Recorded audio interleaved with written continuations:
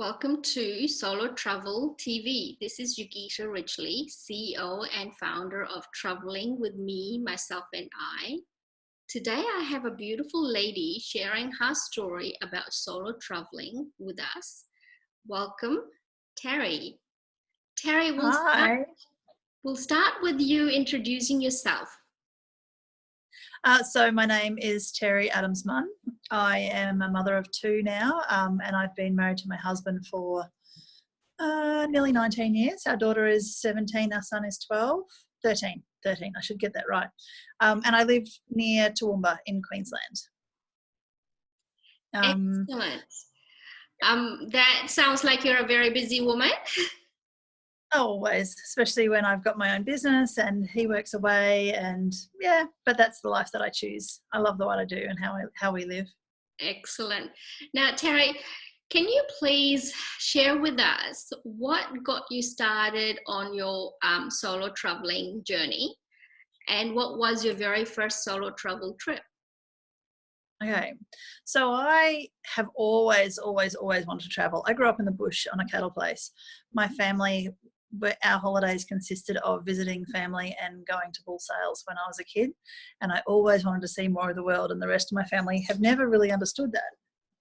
So my first kind of solo travel was I went to Malaysia on a student exchange for what was essentially what people now know as their gap year between when I finished high school and grade 12.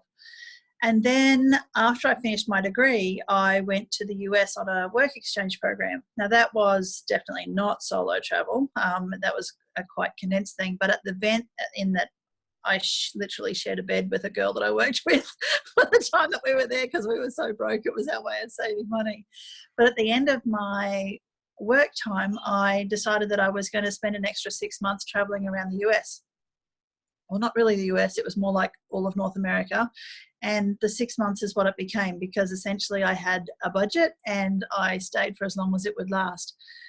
So what I did was I bought a combi van from a bloke who was actually doing the van up for himself and his wife to, their plan was to travel the US, and instead they got divorced. So as much as I'm sad about that, the van was amazing. And It was meant to be for you than anybody else, I guess. And I tell you what, combis are amazing. This was a 74 combi camper with the pop top that goes up and it's got a bunk in the roof, and it was the coolest old van. I called her Betty. And Betty and I did 19,000 miles together in the 6 months. But I cannot imagine sharing that space with someone else. Holy smokes. So my trip consisted of, when I went to the US, I worked at Santa Fe in a ski area there, and so that's where the beginning of my trip was. I bought the van in Santa Fe. My maiden voyage was actually with a mate that I worked with. We went down to the coast of Mexico for the weekend just to give the girl a bit of a tryout. And then after that, that's when my solo travel really started, and I did this big loop that went through Texas and up into Kansas and down through Memphis and Nashville, and then I drove the length of the Blue Ridge Parkway, and I spent a week in Washington going through the Smithsonian Institute, and I spent 3 weeks in Philadelphia with the family there that I'd met. I crossed the Canadian border at Niagara Falls, went across into the middle of Canada and stayed in Saskatchewan for most of the summer with some friends that I had met there. Spent a weekend on a houseboat in the Great Lakes. It was just phenomenal. And then from there, went across to Banff and across to Vancouver Island, and down, I caught the ferry back to Seattle and down the west coast of the US. And the only time that I had anyone else in the van with me, like I stopped at different places along the way and I spent time with people there. Most of the time I actually, Memphis, Nashville, all those places I did completely by myself. The only time that I had anyone travel in the van with me was when I went from Saskatchewan across to Banff. A girl I knew there, or who I met from Saskatchewan, was starting work in Banff, so she got to live with me. And then when I was in San Francisco, a friend from Santa Fe flew out and met me, and we went back from San Francisco back to Santa Fe, back through like southern Utah and the Valley of the Gods, and all of that beautiful, beautiful space through there. So Santa Fe all the way around and back to Santa Fe was, just short of 6 months. And it was the most amazing time of self-discovery and just exploring this country that was so similar to ours but so different. So this trip I did back in 97. I came back to Australia in late 97. So this was pre 9/11. It was I didn't even have a mobile phone when I travelled.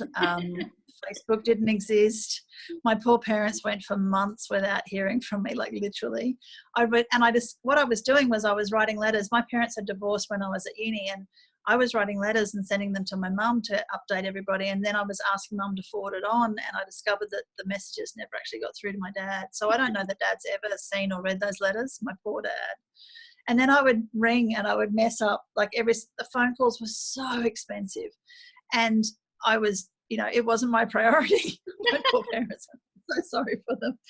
But my poor dad, I would ring him every so often and I would always mess up the time zone. So I'd ring him at 2 o'clock in the morning. And he'd wake up to this phone call of me ringing him from the US or Canada or where I was at the time, for a little bit of an update. And it was just, but it was amazing. I loved it. I would love to do it again. There's lots of pros and cons to the travel, the experience was just, I never ever regret anything that I've done of that trip.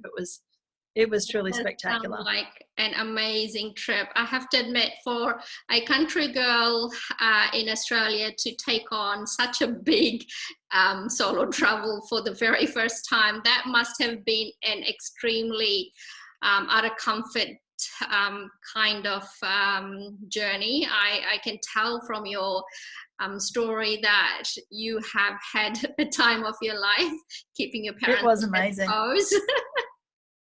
The thing is though, that for me as a kid, so I was 21 when I first went. I turned 22 in Canada. I learned to drive because I was on a cattle property. I learned to drive a car when I was 8. I knew how to change a tire. I knew how to do a basic service. I had done self-defense courses. I grew up with brothers. I knew how to fight. Not that I ever had to, but I never considered that it was actually a big thing that I was doing. I wanted to do it. I had the capacity to, the opportunity was there, and I took it. And I never considered not doing it because I had lived in a way that made me feel so capable. I didn't even consider the fact that it took a level of confidence or that it was potentially putting myself in harm's way or any of those sorts of things. It just did not even cross my mind. Yes. Because I had been, the way I'd been raised, the life that I'd lived, the way that my parents, just who I was up to that point, I wanted to do it and I did it. It's what it came down to. And I love it. And I really wish that more people would have that same, right now I've got a 17-year-old, but she's still trying to get her license. She's done her hours, but I wanted to have a manual license. I wanted to know how to change a tire, and she's really bucking at the system bucking at my authority to do that.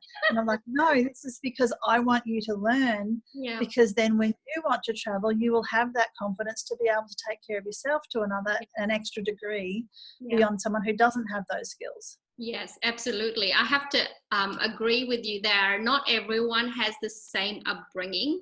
So, in your case, it sounds like you actually already had all the preparations needed for that big, huge solo trip that you did.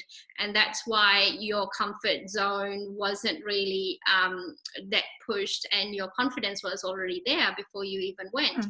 Now, the biggest thing is learning how to drive on the wrong side of the road. I was going to say, how did you go about driving on the wrong side of the road? Because I have to admit, that has been one of my biggest fears. It's okay on the highways. It's just when you come to junctions, I always pull out on the wrong side.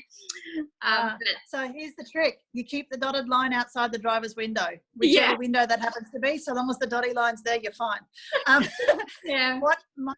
Probably the thing that saved me, I guess, in that regard, is that when I first went to Santa Fe, I first flew over there in December and I worked in the ski area. And so for about the first 3.5 months that I was in the US, I didn't have my own vehicle. So we spent a lot of time walking and a lot of time traveling as a passenger. And so I got used to being on the wrong side of the road, essentially, before I actually drove. Yeah. I've been back to the US once since then, and I'm very glad that I wasn't driving. A friend of mine married a guy from Louisiana, so when we went back to the US for the wedding, he just drove because that was his normal. He also, though, has this capacity just switched between the two countries. Even when he first came to Australia for the first time, it didn't faze him that for him it was just an automatic thing. That's for the driving. Whereas for me, when I went back to the US, I was very glad that I wasn't driving. I could have driven, I think, quite soon compared to the first time. Yes. But yeah, it is definitely, it's a mindset shift. And and literally, like for about 10 years, probably, possibly even more, every so often I'd go, am I on the right side of the road? And you just look for that dotted line. Yeah. Excellent. So my next question is, what do you love about solo traveling? Oh, the freedom to just do exactly what you want, when you want, how you want. You don't have to worry about, like right now I really want to be able to travel with my family and my husband in particular. He hasn't traveled very much at all. It's, but for two of us to travel, it's not quite double because we'd share accommodation, but it's close to it. Like there's an extra cost associated with it. So then if you're operating on I got kids in private school, I'm operating on on a finite budget. And so, those factors come into it. But one of the things, I do a lot of travel for business by myself now. Yeah. Just short trips. Like I'm in Melbourne right now for a conference. And my normally these trips I come down completely by myself. And I love that because I just come and go and do. And, if I decide that there's a really cool shop that I want to duck into, then I duck in there. It's that freedom to do exactly as you choose. You can be completely selfish in your experience and it's completely okay. Yeah. So that's my favorite thing about traveling alone. Yeah, no, absolutely. I agree. Now, is there anything you don't like about traveling alone? Not having someone to share the experiences with. So in my trip to the US, I didn't get any photos. So this was back in the time of, cameras with film and getting photos developed. I didn't get any photos developed the entire time that I was on the road for the first half of my trip. And then when I got up to Canada, I sent 27 rolls of film away to be developed to the people. And I sent them off to get developed with the people who were recommended to me I was staying with a family in the middle of Saskatchewan. And I got 2 photos back. All the rest of my films were destroyed because they overexposed them because it was a bulk facility where they put in up to 50 rolls of film at once. My 27 rolls of film all went in together and something failed with the system and the film got overexposed. So I've got nothing to share of all that experience now with my kids and my husband. Except for your memories and your stories. That is always going to be there for you. I think to fix that problem, Terri, I think you might have to go and do it again. That's always been my plan, always.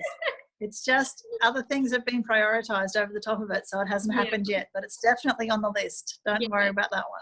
Absolutely, absolutely. Now, what is one of that experience that has been either life-changing or has stuck with you forever that, that has made you probably a better person or a bit more open-minded?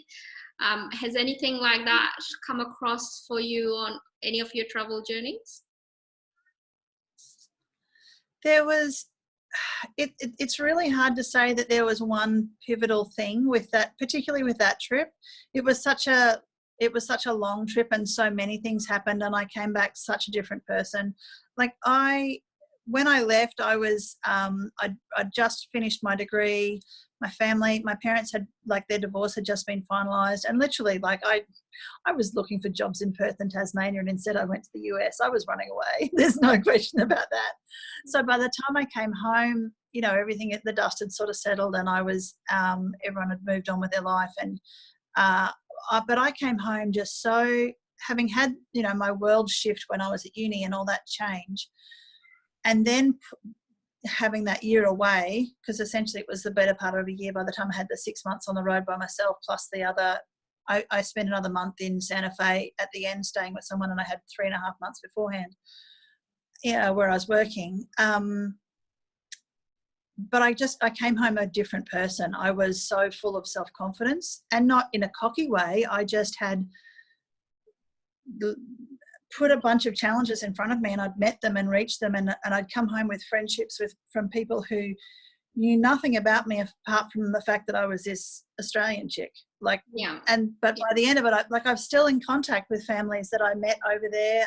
There's others who I wish I was still in contact with, you know, but there were people who knew nothing about me, and you know, ended up becoming really good mates. You know, there's lots of that sort of personal growth that was just a gradual thing across the year. There's lots of experiences that I really love, but in terms of, you know, cool stuff that I saw, but I can't really pinpoint a single thing that was like a real turning point for me in that particular trip. Yeah. It actually sounds very familiar to what I hear a lot of solo travelers say, that at first they go because they are running away from something. And it sounds similar to your story as well. It was definitely my story as well. But what I did love when you said you felt a lot more confident, I think the word you were looking for was a lot more self-belief, because you faced all those challenges with open arms, and you had that certainty that you were able to do them without, you know, fearing away from it. So personal growth is definitely something that a lot of us embark without even knowing we're doing that. And I'm absolutely. I'm kind of like thinking that it's something that you probably want for your daughters to experience as well. Oh, absolutely. So our daughter's already been overseas once on a school trip where she went, you know, it was her and kids from school and the staff, you know, and to see the shift in her in that was really wonderful. She's done that a few times now, one to Japan and another trip down to Canberra. She hasn't done any true solo travel yet, but travel is just such a personal growth. Travel will always bring about a level of personal growth, because you get these challenges that you don't even realize that you don't have any choice. It's even like coming away this time, and I decided that we'd get an Uber for the first time. I hadn't used Uber before. I'd always used like regular public transport or taxis, or even just doing that for the first time. You know, like those little tiny steps. You know, personal growth doesn't necessarily have to come in great big thumping waves. It's just it's a little incremental thing that then is it shifts who you are, and you know, in a good way. Yeah, absolutely. It's always that little step forward that you have taken because you have a lot more belief in yourself. So, you know, taking the Uber is another level of belief in yourself. Again, you know, next time, you never know, you might be able to step it up to something else. But to end this chat, my last question is, what would you advise for any woman out there who's thinking of going on a solo trip for the very first time? What would you advise? Make it happen. Yeah. Put the things in place so that you will feel as confident and secure as you can. So I had backup things, like I knew that I didn't actually call on it, but I knew that if I needed it, I had financial support at home from savings that I had in an account because of the work that I had done up until that point. But also I knew that if things were like really desperate, I knew that my mum or my dad would jump on a plane as soon as they possibly could, or they would get money across to me or something. You know, like it was a matter of, you know, yes, I had gone from Australia across the US for that trip, but I knew that if I desperately needed help, that somebody would be there. And that gave me a level of confidence that that I think most people, the other people who travelled with me on that exchange program that I initially started with, that some of them didn't have that, and you could kind of see that it wasn't there, that they were so cautious all the time. And it's not that I wasn't cautious, it's just that I had an additional level of self-confidence. And things like, if you don't know how to change a tyre yet on a car, go and learn. Because that way there's the capacity that if you do end up with a flat tire, if that's how you're traveling and you end up with a flat tire and you've got to change it, you don't have to rely on anybody else. The more that you can teach yourself so that you can be self-confident in whatever situation, then do those things to strengthen who you are within your being, so that then when and confidence comes out in so many ways. It's walking around the streets and looking people in the eye as you walk past, as opposed to looking down. All of those sorts of things that play into it, so that you, even as a solo traveler, you are less of a target if you project that you are confident. Absolutely. Yeah, that is an amazing advice. And yes, I am a big believer in the fact that the more you know, the more skills you have, the more life experiences you have, the more you are safe on the roads, traveling solo. Doesn't matter whether you're driving or flying or busing or training. It doesn't matter what you're doing.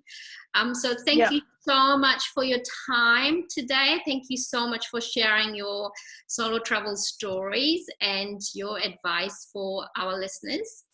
And I look forward to listening to your more stories from 2020 travel experiences. And thank you so much.